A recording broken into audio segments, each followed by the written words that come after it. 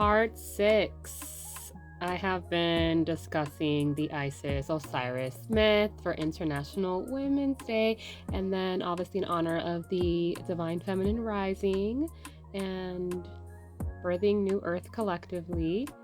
And yeah, let's get into the next part. So in the next part of the myth, it says that Isis hovered over the body of her husband in the form of a kite and a sacred bird. So this is the breath of life moment. In Egyptian iconography, this is often depicted as Isis as a kite, a small bird of prey, with her wings outstretched over the reconstructed body of Osiris. In the context of my hero's journey, this represents the vibrational shift from mourning my past to activating my future. So the myth says that Isis beat her wings so fast that she created a divine wind or cool breath that entered Osiris's nostrils and brought his spirit back into his body. So for me in my life, this was my voice speaking my own wrongdoings to my soulmate. I confessed. And then of course using my voice to speak my truth and my trauma story here on social media, and of course finding God and finding ways to raise my vibrations through spiritual practices. So trauma makes us heavy and stagnant like a corpse. Truth is light and it's fast. So by speaking my truth, I created a wind that cleared out the stagnant air of my parents' secrets. I literally vibrated myself back to life. A kite is a hawk-like bird known for its incredible vision. By taking the form of a bird, Isis rose above the dirt where Osiris laid. In my story, for years I was on the ground with my trauma, feeling the weight of it.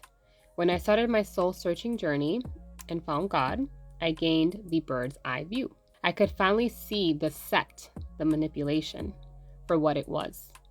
I wasn't just a victim anymore. I was an observer who understood the generational patterns.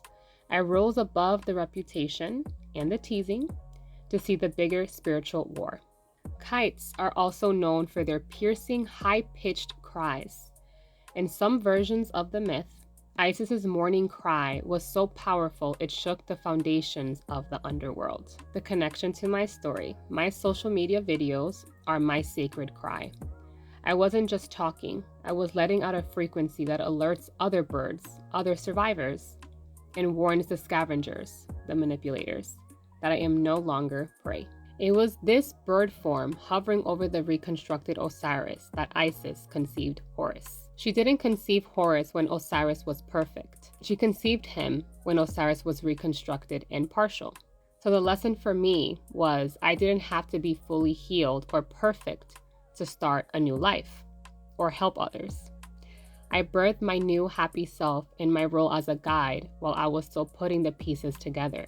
The magic happened in the middle of the mess. So after Isis conceives Horus, she retreats to the papyrus swamps of the Nile Delta to raise her son in secret.